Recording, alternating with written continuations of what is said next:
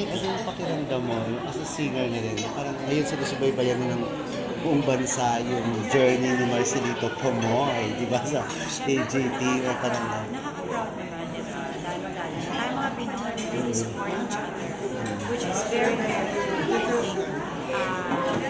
Tsaka ang mas maganda doon, mas talagang nire-recognize sa mga Filipinos, lalong-lalo na sa talent natin na pagkanta, pagsayaw.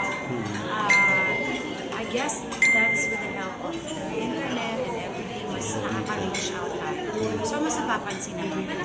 yung mga bagets ba dito, pwede kayo makapag-produce ng pwede rin ma-recognize sa Alam ibang mo, bansa. so far, nakakapag isang episode na kami. And ito walang bola na pakagaling nila. Ang gagaling na ng mga bata, ibang-iba na. Compared din, syempre, yung mga kabataan namin. Pero yung magaling, but iba na yung emotion. Maalam ko, TV and internet has a lot to do with it kasi nakakapanood sila sa YouTube. Syempre, na-inspire sila, nakapag-ibang style. So, iba na talaga yung generation. Pero iba ang ano to, ibang mechanics, paano na-handle ng mga bata? Yung ganitong klaseng, hindi yung parang singing contest lang, di ba? Yung Singing parang contest siya as so, a paano? whole. Pero yun na nga, I think it really depends on, there are several judges that the main judge. Pero before us, meron pa mga judges on the side. So, ba't kami yung Hindi yung audience, no? Yeah, so, I guess depende kung ano yung gusto ko. Depende kung ano yung gusto ni Aiza. Tapos depende rin kung ano yung gusto ni Mel. Halang kami magtutuos pag kailangan natin sa pinaka-center stage talaga kailangan pag hindi na kami sa center stage. Kumusta ng preparation sa sa together ninyo ni Martin? Malapit na. Nakakapagod. Oo. It's basically what we did in the US shows. Pero syempre, iba namin. So, para naman meron namang naiba sa ginawa namin. Nakapagod din syempre the preparation is different. But exciting and sana makapanood mo rin. At saka mas challenging dito ka mag-perform kasi sa ano, Oo di ba, nga, sa mas stage may iba yung challenge dito. Parang mas madami. Mas mahirap mataas ang i-appreciate. Be kind. But yeah, enjoy naman. I mean, we will find out.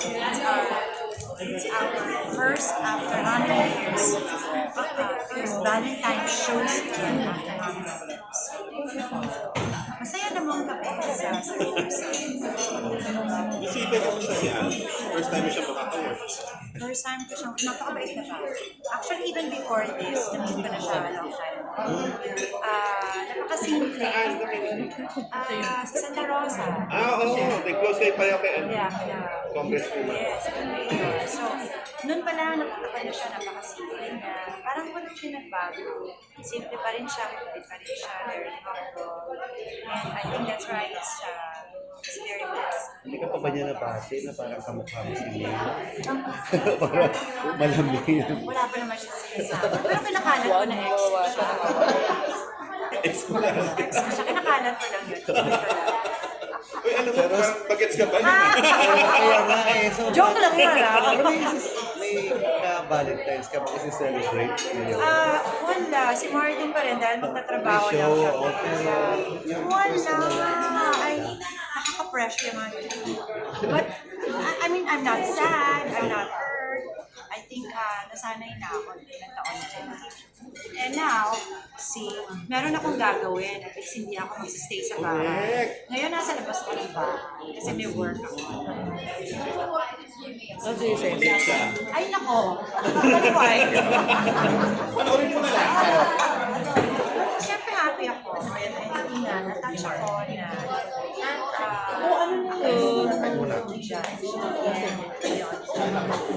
So, hindi kumain ulit. Sarap yun.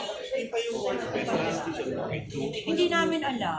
Parang so far wala na. Di ba namin katrabaho? Kasi we celebrated, through our text, we celebrated our first year anniversary. Ito lang, kailan lang, a week ago. Yung 1 year nyo. 1 year namin. So, syempre, kasi constant, nag-chat kami. Hindi kami lang, mga guys. And we used to keep in touch. much time to set the music. And I was saying, the experience is beautiful. Magandang parties, ang dami kong nakilala. All over the world. Everyone is really well known for their talents. So anywhere in the world, meron ako at least kakilala sa parties. Eh, ano pa rin